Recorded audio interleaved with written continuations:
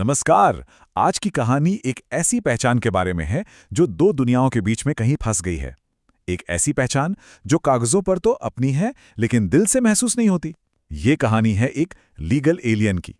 तो सबसे पहले ये समझते हैं कि ये लीगल एलियन होता क्या है। देखिए, ये वो इंसान है जिसके पास किसी देश का पासपोर्ट तो है, वो वहाँ का नागरिक भी है, लेकिन भावनात्मक और सांस्कृतिक रूप से वो वहाँ खुद को एक अजनबी, एक बाहरी इंसान जैसा महसूस करता है। तो हमारी कहानी शुरू होती है साल 2011 में युगांडा के एक क्लिनिक के वेटिंग रूम से। कहानी की जो नायिका है वो एक बहुत मामूली से काम के लिए वहां इंतजार कर रही है। उसे जरा भी अंदाजा नहीं है कि ये छोटा सा काम उसकी जिंदगी के सबसे बड़े संघर्ष को उसके सामने लाकर खड़ा कर देगा। और यहीं से कहानी में तनाव बढ़ना शुरू होता है। एक छोटी सी बातचीत होती है, लेकिन उसका वजन बहुत भारी है। तो देखिए, दुविधा यह है कि उसे अपने मेडिकल फॉर्म पर डॉक्टर की एक स्टैम्प चाहिए। सीधी सी बात है, लेकिन जो ऑफिशियल फीस हैं वो बहुत ज्यादा है। अब उसे भ्रष्टाचार से सख्त नफरत है, लेकिन वो एकदम फंसा हुआ महसूस कर रही है। और तभी रिसेप्शनिस्ट की नज़र उसके सरनेम पर पड़ती है और वो उसे पहचान लेती है। अब ये जो पल है, ये एक कनेक्शन का पल लगता है। रिसेप्शनिस्ट का ऑफर एक सल्यूशन जैसा लगता है ना? लेकिन असल में ये एक जाल है। वो कहती है, अरे तुम तो मेरे गांव की हो। ये सुनकर उसे थोड़ी राहत मिलती है, पर असल में यहीं से एक नई मुश्किल खड़ी हो जाती है।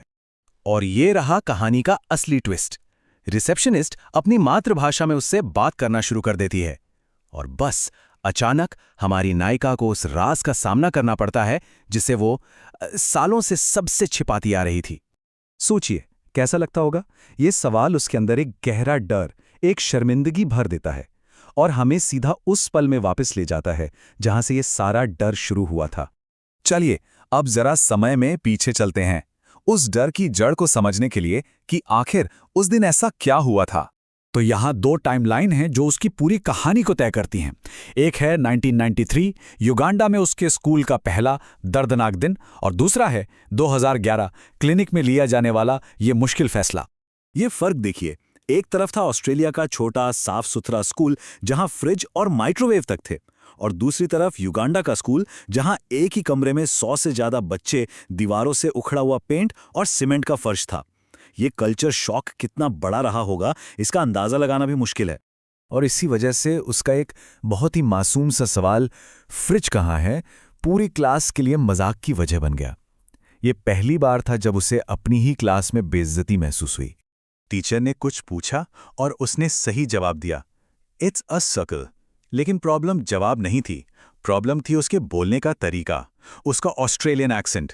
बस फिर क्या था, टीचर और बच्चे सब उसका मजाक उड़ाने लगे। उसे बार बार दोहराने को कहा गया ताकि सब उसकी नकल कर सकें। ब्रेक के दौरान भी ये सिलसिला रुका नहीं। एक क्लासमेट ने उससे पूछा, एडी मर्फी कौन है?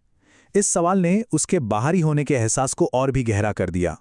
यहां तक कि उसके पिता का जो एक्सेंट था वो भी उनके परिवार को बाकियों से अलग दिखाता था। पूरी जिंदगी में सिर्फ एक बार उसे किसी टीचर ने मारा था, और वो दिन था स्कूल का पहला ही दिन। वजह, उसके पास होमवर्क नहीं था, और सजा में गाल पर एक जोरदार थप्पड़ पड़ा। और देखिए, ये सिर्फ एक सजा नहीं थी, ये एक ऐसी दर्दनाक घटना थी जिसने युगांडा में उसकी पहचान को लेकर उसका पूरा नजरिया ही हमेशा के लिए बदल दिया। एक डर उसके अंदर बैठ गया। उस दिन के बाद उसने फैसला कर लिया, अब वो खुद को इस माहौल में ढालेगी। और फिर एक लंबी प्रक्रिया शुरू हुई, एक युगांडाई बनने की। धीरे धीरे उसने सब कुछ सीख लिया, बड़ों के सामने घुटने टेकना, वहां का लोकल खाना, मटोके बनाना, कोयले की इस्त्री इस्तेमाल करना, और तो और लोकल लुगांडा भाषा में मोल भाव करना भी। समय के साथ उसका ऑस्ट्रेलियन एक्सेंट भी पूरी तरह से चला गया। उसने सब कुछ अपना ले लिया, लेकिन एक चीज हमेशा के लिए छूट गई, उसके अपने कबीले की भाषा, उसकी मातृभाषा। और यही एक कमी उसकी माइनर आइडेंटिटी क्राइसिस की वजह बन गई। ये एक ऐसी चीज थी जो उसे लगातार याद दिलाती कि वो पूरी तरह से यहाँ की नहीं है। तो चलिए, अब वापस क्लिनिक में लौटते हैं, जहां उसे अपने इसी उलझे हुए अतीत का इस्तेमाल करके आज की मुश्किल से बाहर निकलना है। अपने अतीत की वो बेइज्जती उसे आज भी याद है, इसलिए वो एक प्लान बनाती है। ये कमजोरी का नहीं, बल्कि सर्वाइवल का प्लान है। वो फैसला करती है कि वो रिसेप्शनिस्ट को बोलने देगी, सही समय पर सिर हिलाएगी और हंसेगी, और ऐसा नाटक करेगी जैसे उसे सब समझ आ रहा है, ताकि बिना पैसे दिए उसका काम हो जाए। और यही हमें कहानी के सबसे दिलचस्प मोड़ पर एक बहुत बड़े विरोधाभास तक ले आता है।